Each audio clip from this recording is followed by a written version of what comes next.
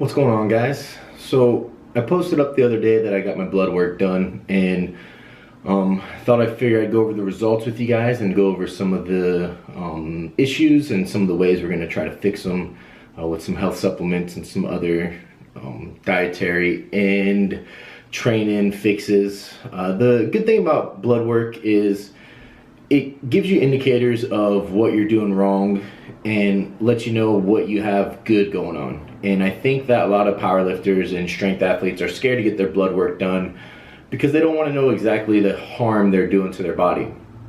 Now, I get that because it's taken me a while to get blood work done. I'm 32, this is my first time doing it, but I know that in order for me to get to where I want to go in these next 4 to 5 years, I have to push things a little bit harder. And I wanted to make sure that I was as healthy as I could be, given that what we do is not healthy, especially in the assisted side of things. But I knew that I needed to get the stuff done, I needed to see where I was at, and I needed to figure out what the right steps moving forward were to push things. And I knew that if the markers weren't good and the blood work wasn't good, then I knew that I would have to take a break and not push for a while and get healthy. And I figured this would be the best time to do that. Now, the good news is I take pretty good care of my body. I follow a pretty strict nutrition plan. I don't drink. I don't do drugs. I don't smoke. I get 8 hours of sleep every night. So I feel like I'm pretty healthy in terms of that aspect goes, but I feel like I'm also neglecting a lot of things as well. And what I realized through the blood work is that it's allowing me to see the stuff that I'm neglecting and to be able to kind of do as much damage control as possible given the circumstances. So to get right into it, getting some blood work done, a few things that you want to look at as an assisted athlete or just as an athlete in general is you want to look at your hemoglobin and your hematocrit. And if that's in range, then that's pretty good, and that's kind of like your blood thickness. And a lot of ways to help with that, if that's out of range, is to get blood drawn every 3 to 4 months. Or what I do is I'll take some baby aspirin. I'll do 1 a day, 81 milligrams. I don't do more than that. I don't do a regular aspirin, just enough to kind of keep the blood a little bit thinner than it needs to be, and kind of help with some of the thickness, because as you take exogenous hormones and stuff like that, your blood tends to thicken up a little bit. And doing the blood work regularly and then also doing some of the baby aspirin will help with that.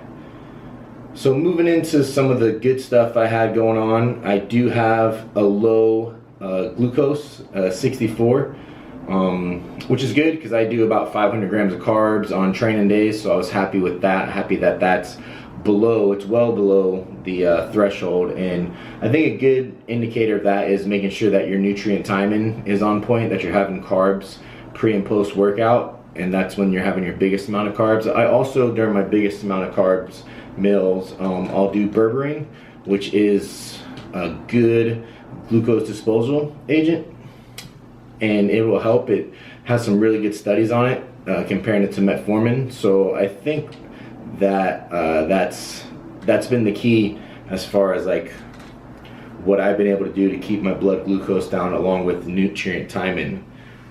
Moving on, you want to look at things like your creatinine level, the bun to creatinine ratio. If that's good, you're usually on a pretty good path. That can be elevated due to hard workouts, and so could your AST and ALT, which are your liver enzymes. Those can be elevated because you're training hard. The best way to get blood work done, obviously, is fasted.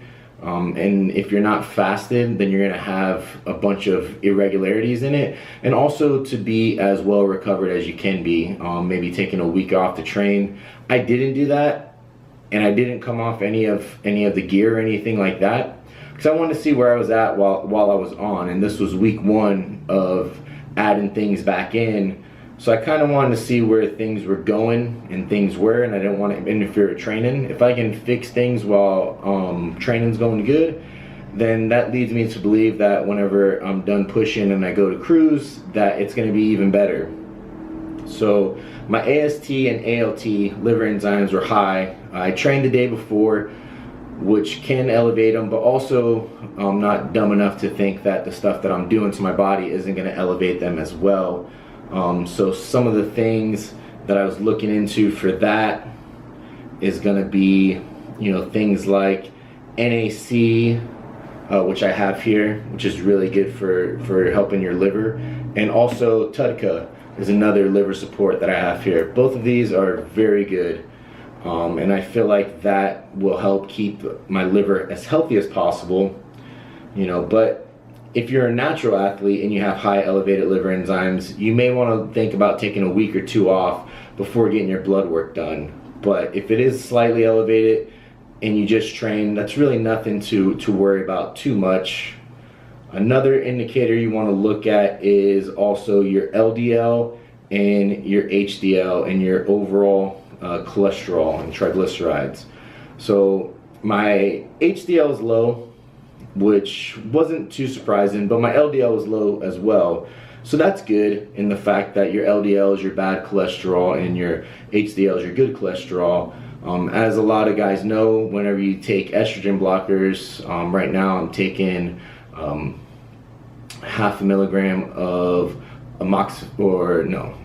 Arimidex, and that can really tank your HDL and put it in the shitter. So it's a fine line that you want to go between getting your estrogen low and keeping it in check, and then also making sure that your HDL is actually going good. So what I've done was I got some omega-3s, particularly looking for EPA and DHA, trying to get like 3 to 5 grams of that in. And then I'm also supplementing with DIM, which is a good supplement for estrogen. It gets rid of your excess estrogen, but doesn't really mess with your natural estrogen. So what I'm doing is I'm taking 100 milligrams of this, and I'm cutting my Arimidex down to 0.25 milligrams Monday, Wednesday, Friday, and seeing if that helps elevate things also. And then I also have like krill oil and other things like that to help with the DHA and EPA and getting all that in there. And that's to be expected. Having low HDL is kind of something that you have going on, but it's not something that you want. And also for me too, I don't do any cardio. I haven't done any type of real cardio in like over a year and a half.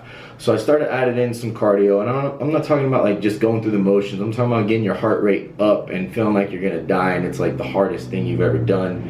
And for me, I'm extremely out of shape when it comes to that, and I've been implementing 3 sessions a week. And to be quite honest with you, I can only survive about 10 minutes, and I'm doing the stairs. So I'm doing like 2-minute warm up, 30 seconds on, 30 seconds off. In 10 minutes, I'm done. I feel like I gotta puke. It's awful. It's the worst. And I know that that's gonna help lower some of this stuff and help with any type of cardiovascular stuff that I have going on. So make sure you get your cardio in, and make sure that it's actual legit cardio that's getting your heart rate up, and that'll also help with recovery, and it'll help with your work capacity as well. Some other things you want to look at obviously is your testosterone and your free testosterone. If you're on gear and it's low, you probably have fake gear. And if you're not on gear and you're natural and it's low, there are remedies to increase that, but that's not something that I'm going to go into in this one because it'll get extremely long.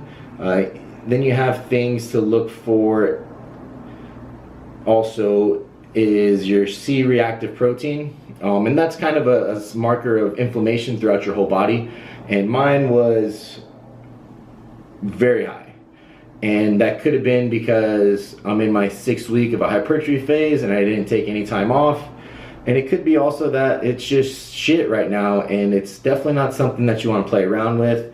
So some of the things that I have taken into consideration, oh, and also for HDL, citrus bergamot is really good. Really good to get your HDL up.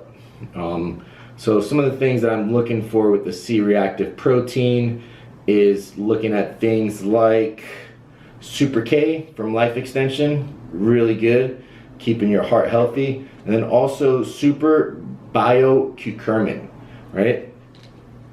Curcumin. So those are 2 things that are really good for cardiovascular support, along with obviously cardio. right? No shit. So doing those and getting that back up there, and then also maybe taking a week off, planning my blood work on a deload, may be a little bit more beneficial for that. It's a hard marker to read when you are training very hard and you are pushing things.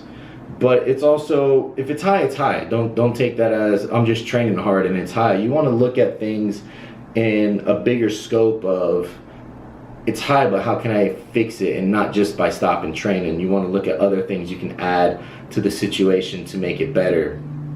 And then, like I said, my insulin was really low. My sex hormone binding globulin was really low. If that's elevated, you want to get that under control, because that can take away some of your test, your free test floating around, and the androgen receptors and stuff like that.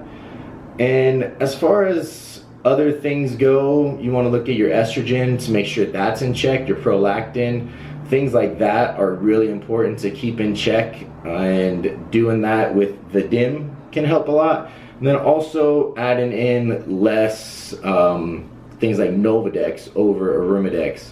Stuff like that is less harsh on your lipid profile, and it'll also help with the estrogen and things of that nature. So that's the stuff that I have going on.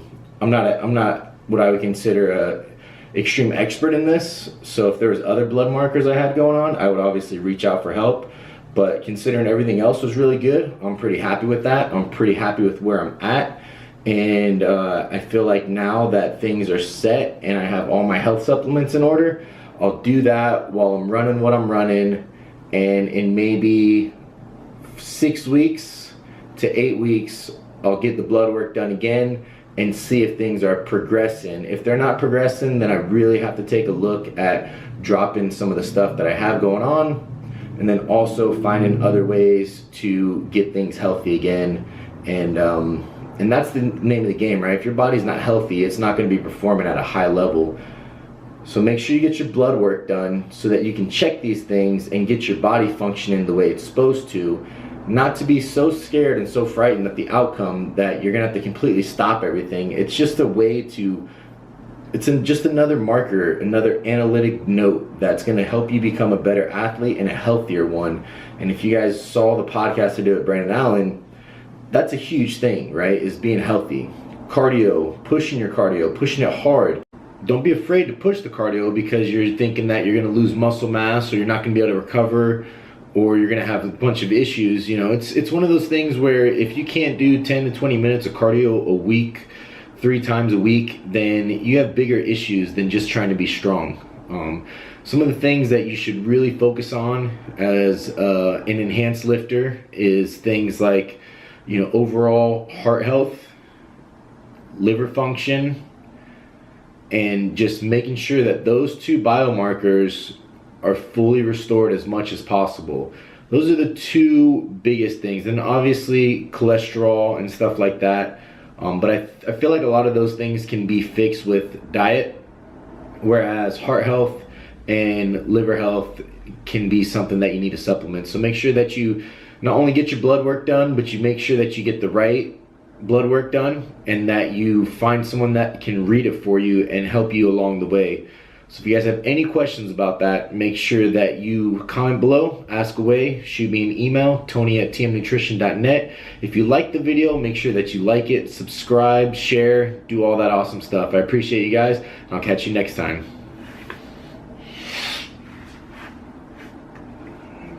Fittest man, fittest woman on earth, right? I feel like there's some decathletes out there that really